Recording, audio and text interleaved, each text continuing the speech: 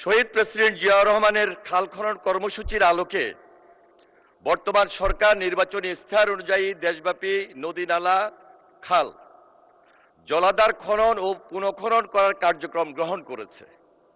উক্ত কার্যক্রমের প্রধান লক্ষ্য হল গ্রামীণ অর্থনীতির মাধ্যমে দেশের কৃষি ব্যবস্থার উন্নয়ন সাধন করা। মাননীয় স্পিকার, উক্ত কর্মসূচির মাধ্যমে দেশের সকল জেলার নদ নদী ও খাল বিলের নাব্যতা পুনরুদ্ধার হবে, পানি ধারণ ক্ষমতা বৃদ্ধি পাবে, বন্যা নিয়ন্ত্রণে সহায়তা করবে, কৃষি উৎপাদন বৃদ্ধি পাবে এবং সেচ ব্যবস্থার উন্নয়ন ঘটবে।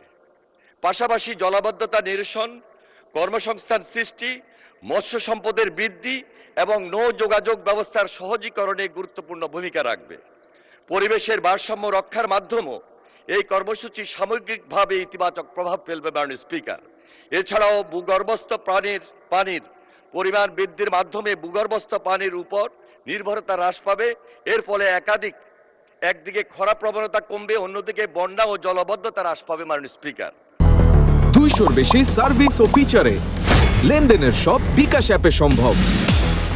আপনাকে আরো অবগতি করছি, গত 16 মার্চ 2026 তারিখে দিনাজপুর জেলার কাহারোল উপজেলাস্থ শাহপাড়া খাল খনন কার্যক্রম মাননীয় প্রধানমন্ত্রী শুভ উদ্বোধন করেছেন এবং উক্ত খালের খনন কার্যক্রম পুরোদমে এগিয়ে চলছে, যা climate smart agriculture and water management শীর্ষক প্রকল্পের আওতাভুক্ত।